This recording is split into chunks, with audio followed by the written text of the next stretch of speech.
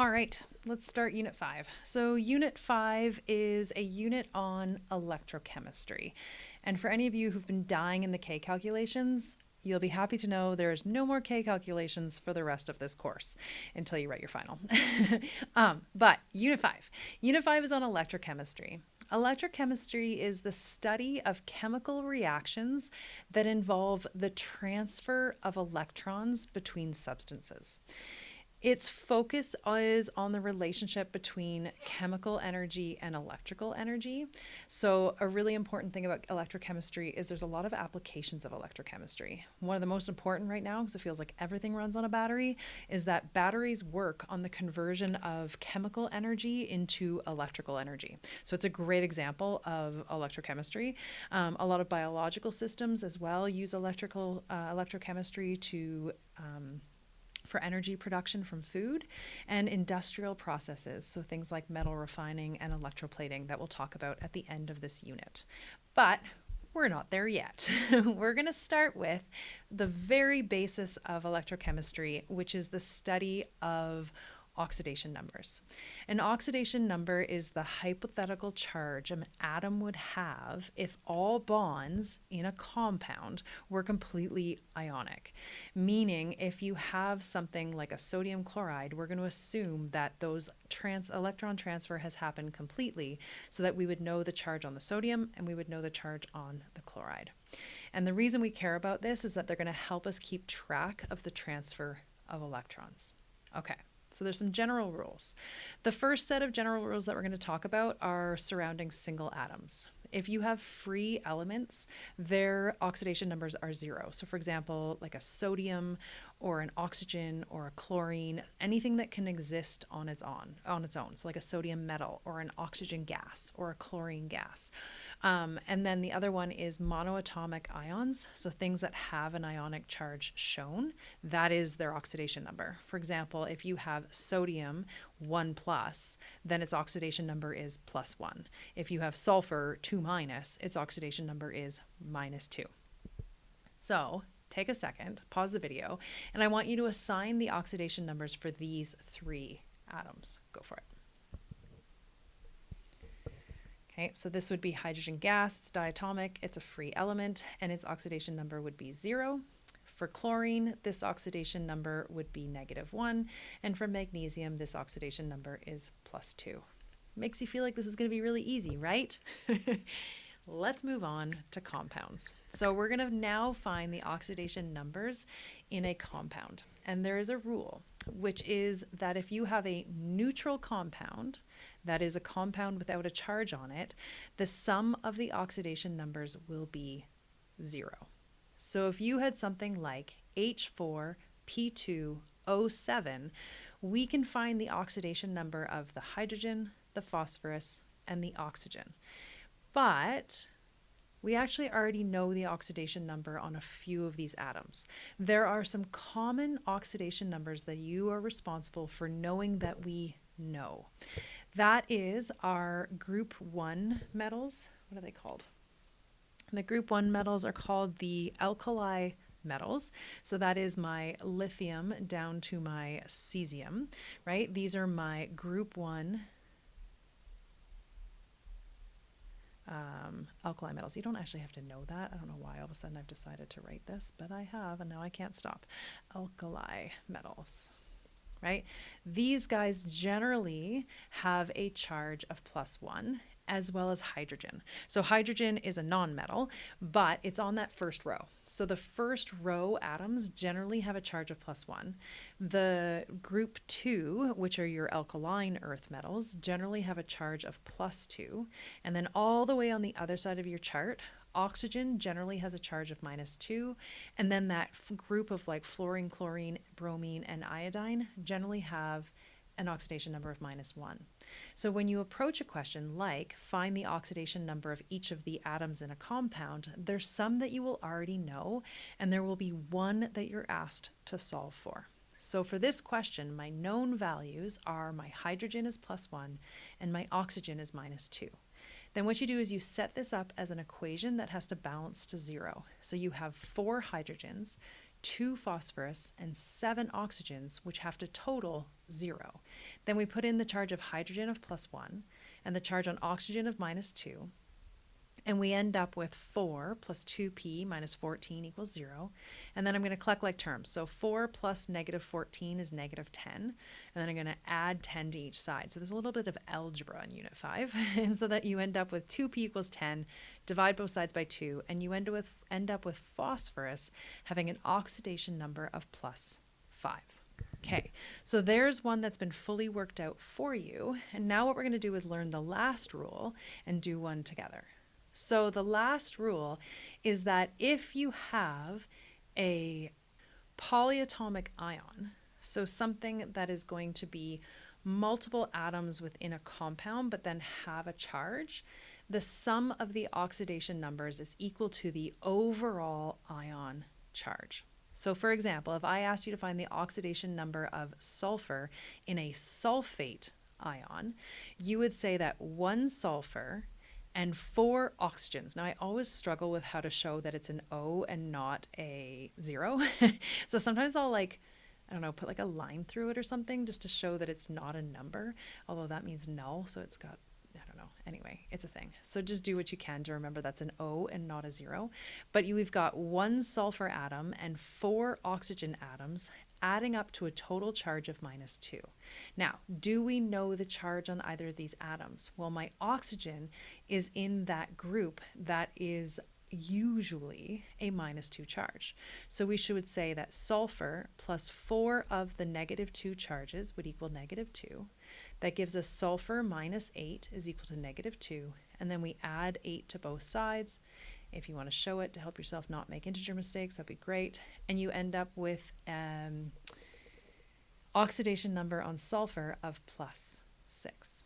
Okay, so we are now going to practice those 2 rules. So when you have a charge on a polyatomic ion and when you have a overall neutral charge. So I've got 6 questions here. It's lots to practice. And what you're going to do is find the oxidation number of the element that's in bold. That'll help you remember that the things that aren't bolded are ones that you are expected to know the charge of. And you can use this little chart that I again put at the top of this page just to sort of help you out for a little bit. So for me, for this one, I'm going to say nitrogen plus 3 hydrogens is equal to an overall charge of 0 because there's no charge on the compound. And you would then say that nitrogen plus, you've got 3 hydrogens. Now hydrogen is normally a +1 charge, is equal to 0. So then we get nitrogen plus 3 is equal to 0. I'm going to subtract 3 from both sides, and I would know that the charge on nitrogen is -3. Okay, let's move into nitrogen again, but this time in a polyatomic ion, something like a nitrate. So if we've got nitrate plus 3 oxygens is equal to -1, you know that the charge on each oxygen molecule will be -2 to give you a total charge of -1. So we're going to add 6 to both sides, and we would know that the charge on nitrogen is +5. So you'll notice that nitrogen in this question has a oxidation number of -3, but then nitrogen for this polyatomic ion now has a oxidation number of +5. And that can happen. They can have different oxidation numbers. And in fact, they can even change from being an anion to a cation, right? They can have these different charges on them. Okay, so what about this one? This one we've got, is this dichromate, I think? So you've got 2 chromiums plus 7 oxygens is equal to -2. We don't know the chromium, that's the one I'm solving for, but we do know that oxygen is a -2, and then the total sum will be -2. So then we'd add 14 to each side to get rid of the constant. So we end up with 2 chromiums is equal to 12. And then we divide both sides by 2, and we end up with the oxidation number on chromium of +6. Whether we need any more practice or not, I've got a couple more. I chose the next one for a specific reason. I chose the next one because it has a polyatomic ion within it, and I wanted to show you that you kind of have 2 choices. So the difference between the magnesium hydroxide and the sodium carbonate is that the magnesium hydroxide has this hydroxide compound and we're not solving for the O or the H. Whereas in this one, you've got a carbonate, which we know the charge on carbonate, but we want to find the oxidation number of the carbon in particular. So when we do this one, for the magnesium hydroxide, you have two choices. You could say magnesium plus 2 oxygens plus 2 hydrogens is equal to 0. And I'm just going to get rid of this question. We don't need it, right? And then I could solve knowing that 2 hydrogens, knowing that their oxygens are going to have a -2 charge and the hydrogens are each going to have a +1. And we could solve for magnesium. So we would get magnesium -4 plus 2 is -2 equals 0. And I would get magnesium has a +2 charge. Alternatively, if I wanted to, because I know the charge on hydroxide, I could have said that there are 2 hydroxides equal to 0. And then I know that the charge on each hydroxide is -1. Whoops, not -2. And then I could say that magnesium is still +2. So it doesn't matter. Like the charge on hydroxide is the way it is because of their individual oxidation numbers. And so then when you do the sodium chromate though, you can't do, or carbonate, you can't do carbonate as a polyatomic because we want to know specifically just the carbon in this molecule or in this compound. And so I would say that 2 sodiums and a carbon and 3 oxygens is equal to 0. And then in for the sodium, I would put a +1 charge. Carbon is the one I'm solving for.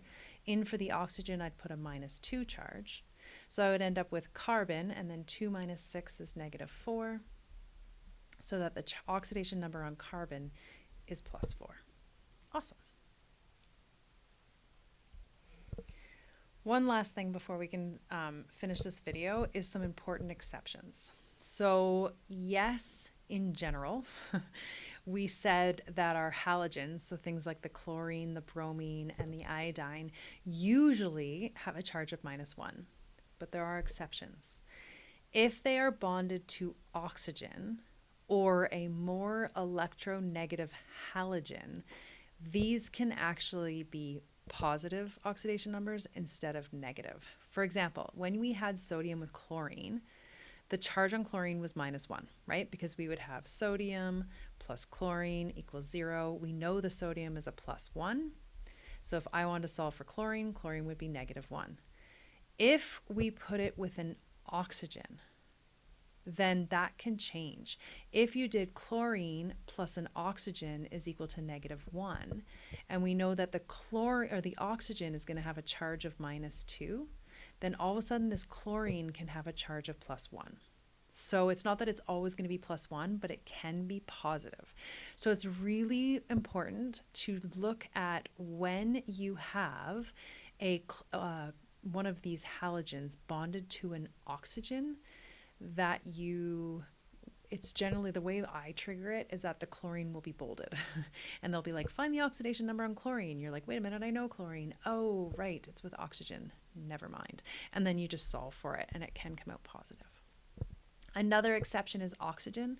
Oxygen is usually -2, but there is an exception, which is if oxygen is in a peroxide. So most peroxides will contain an O2 as the ion, and their charge or their oxidation number will be -1.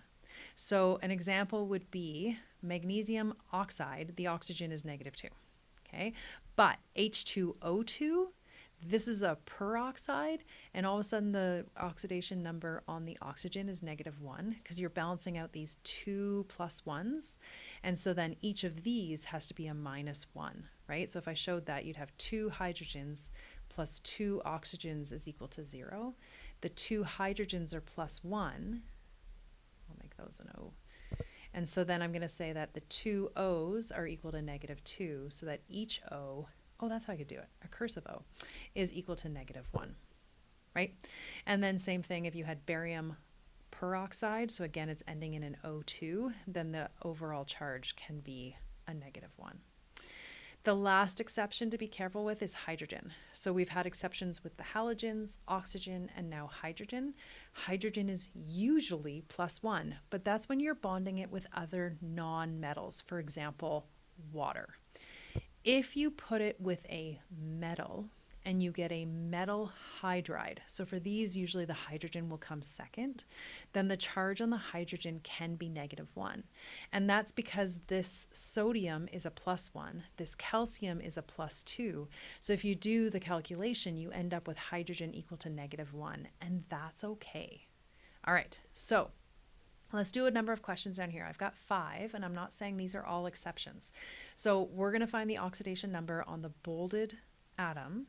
And what we have to decide is this an exception, yes or no? So this first one, this is potassium what, right? When you've got the H next, when we read a metal first, this is a metal ending in a hydrogen. So this is a metal hydride. So this is going to be one of my exceptions. And the other reason I can tell it's an exception is because the hydrogen is bolded, and normally hydrogen isn't.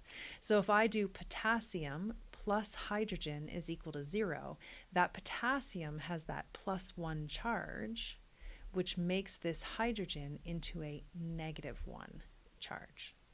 Whereas in this next question, we've got hydrogen again, and you'll notice I've chosen a question that has hydrogen written second. But this is not a metal hydride because the nitrogen is a non-metal. So just having hydrogen second doesn't make it a hydride. It's that it has to be with a metal. So this one, because it's nitrogen, and then, well, this is ammonium, but it's a nitrogen and 4 hydrogens.